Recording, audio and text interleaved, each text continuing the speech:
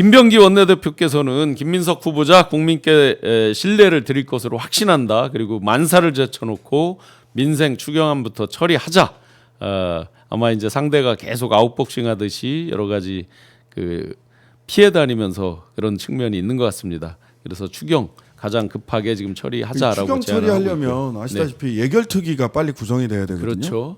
네. 근데 예결특위 구성에 그 지금 안 알려져 있어서 그런데 네. 예결특위 구성에 나서지 않고 있어요. 그 위원장 자리도 내놓으라 그런다면서요. 네. 지금 법사위원장하고 예결특위 네. 위원장을 내놓으라 그런다면서요. 그래서 이게 이제 그 예결특위 위원장을 이번 주 중에는 원래 이제 각 상임위원장을 선출을 하는 거거든요. 원래 네. 그 형식 절차상으로는 본회의에서 선출해야 되는데 예결특위 위원장이나 신임 상임위원장들, 법사위원장이나 이런 신임 상임위원장들을 이번 주에는 선출을 해야 네. 그래야 6월 임시국회 안에 6월 임시국회가 다음 주 금요일 7월 4일 날 끝나거든요. 네. 그래야 추경을 국회에서 의결할 수 있습니다. 아하. 예, 정부에서는 이미 이제 해서 국매를 제출했으니까. 통과해서 제출했고. 예, 국회로 넘어와 있어요. 예. 그 침대 축구 하는 거거든요. 예. 추경을 볼모 삼아서 침대 축구 하고 있는 겁니다. 이렇게 하면 안 돼요. 네. 이미 다른 걸 싸울 건 싸우더라도 맞아요. 추경을 지금 추경 볼모 삼아 가지고 할 게 아니에요. 추경에 문제가 있으면 예결특위 위원장하고 위원장 선출해서 예결특위 구성한 다음에 내용을 가지고 얘기를 하라고. 받지 말자는 운동 뭐 프랭카드 저 카드 뉴스 이런 걸로 막 단톡방에 돌아다니더라고요. 받아서 좋은 데 쓰세요.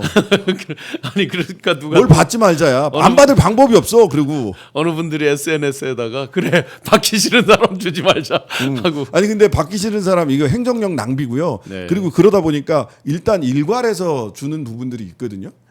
그러니까 받기 싫다고 해서 안 받을 수 있는 게 아니에요. 그러니까 차라리 좋은 데 쓰자 운동을 하려니까. 맞습니다. 그 더 황당한 거는 지금 이제 자영업자들 9월이면 그 50조 대출 나간 거 만기되고 더 연장도 큰일 나요. 못 큰일 되잖아요. 났어요, 그럼 지금 배드뱅크니 뭐니 예, 정말 예. 지금 절박한 벼랑에 있잖아요. 근데 예. 그 벼랑으로 만든 마지막 정점을 찍은 게 12.3 내란. 그것 때문이에요. 그 이후에 소상공인이 불과 3개월 만에 30만 명이 줄어들었거든요. 폐업을 코로나 했거든요. 때보다 더 어렵다라는 이야기가 자연스럽게 이게 나오거든요. 자기들이 만들어 놓고 그걸 마중물을 벗어라도 어떻게든지 최소한의 그 선순환을 만들자는 그 노력인데 자기들이 오물은 싸놓고 거기다가 완전히 그냥 누워서 뒹구르는 형국을 지금 하고 있으니. 그다음에 제가 보기에는 이제 자영업자 뭐 쿠폰하고 이런 거는 이미 여러 차례 논쟁이 됐기 때문에 이번에는 언론에서 많이 얘기하기가 어려울 거예요. 네. 근데 이제 제가 예상하는 이제 그 경제지들을 비롯해서 국민의힘에서 나올 얘기가 있습니다. 사실 예. 예산 자체는 그닥 많지 않은데 예.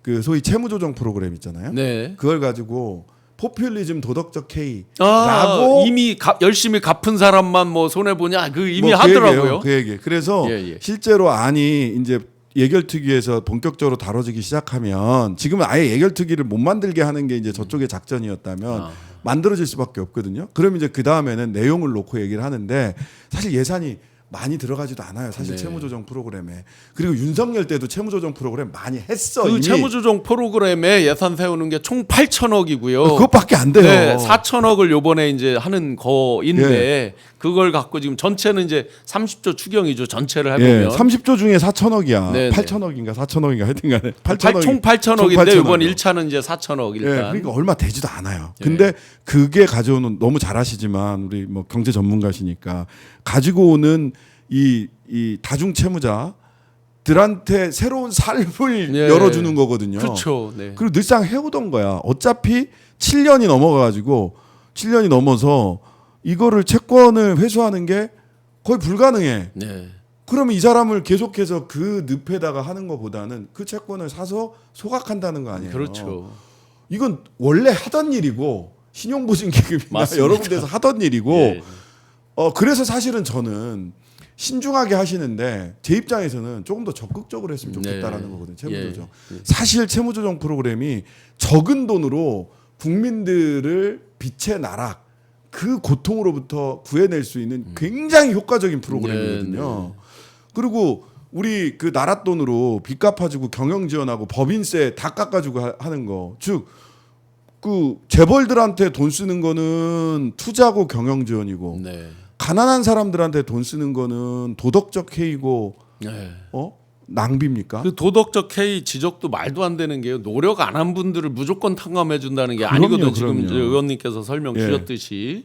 그다음에 이제 더 문제가 되는 게 지금 일반 소상공인들 연체율이 한 1.6% 많을 때는 맞습니다. 2%된 적도 예, 있지만 그런데 좀 전에 말씀 주신 이런 다중 채무자들 극한 상황에 간 분들은 10.5%가 넘어갔어요. 연체율이. 맞아요, 연체율이. 그러면 최소한 10명에 1명 이상은 다 지금 이 연체하고 있다는 연체를 거예요. 하고 있다는 얘기인데 그건 우리가 소상공 자영업자 이런 분들을 더 눈여겨보는 건 여러분들께서 시청자 여러분들이 문 열고 밖에 나가면 눈에 보이는 건 다 소상공 자영업자예요. 맞아요. 기업들은 우리가 뭐 평소에 이렇게 찾아가거나 이게 일반적으로 매일 접하는 게 아니잖아요. 네. 근데 우리 딱 문 열고 나가서 뭐 슈퍼를 간다 뭐를 한다는 게 다 소상공 자영업자거든요. 네. 생활에 아주 밀접하게 있기 때문에 중요한 거죠. 그러니까요. 그래서 소상공인 그 코로나 때 졌던 부채나 또는 뭐 청년들 중에서 신규 채무자들 중에서 뭐 1,000만 원 이하, 500만 원 이하 뭐 기준을 어떻게 설정하든 간에 이런 분들에 대한 적극적인 채무 조정도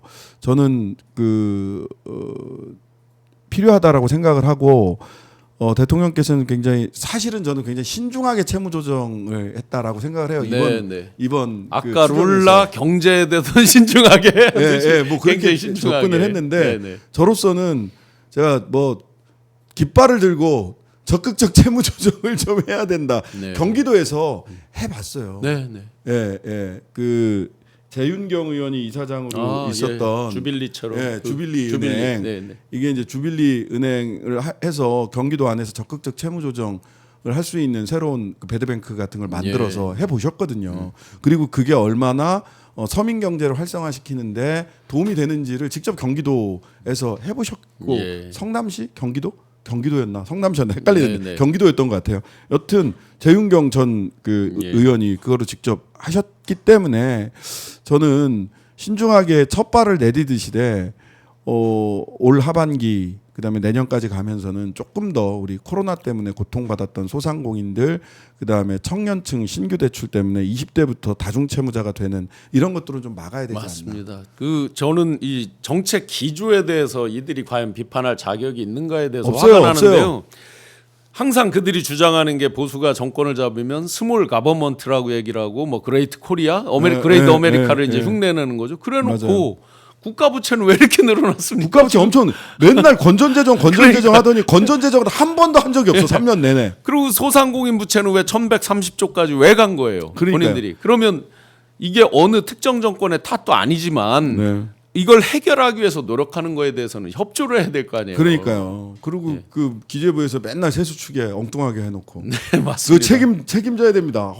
어쩌면 그렇게 가정 살림도 그렇게 예산을 잡지 않아요. 그렇죠. 아니 저기대로 캄보디아의 ODA에 갑자기 7억 불에서 15억 불, 30억 불 이런 것만 줄였어도 이런 것만 제대로 정리해서 했어도 저는 이거 김건희 특검에서 캄보디아 ODA는 꼭 파봐야 된다고 생각합니다. 네. 도이치모터스는 왜 그쪽에 있는 거야? 캄보디아. 도이치가 거기서 뭐 합작회사를 만들었다고 왜 하는데 거기가 있는 거야? 그리고 캄보디아는 아직도 전산화돼 있지 않아서 수기로 수기로 한다고 그러더라고요. 기장을 한다 그러더라고요. 야 수기로 빼먹기 너무 좋죠. 나참 ODA도 어디 사업을 특정해서 ODA를 준 게 아니라 야 니네 이 돈 그냥 통으로 줄 테니까 쓰고 싶은데 다 써. 거기에다 수기, 도이치모터스, 와 이거 또 그 ODA로 나간 거는 수의 계약이 되잖아요. 네, 그러니까요. 공정하다는 거를 겉으로 포장을 하면서 자, 이 의원님과 저희가 주제 불문하고 하다 보니까 밤을 새도 저희가 할 수 있을 것 같은데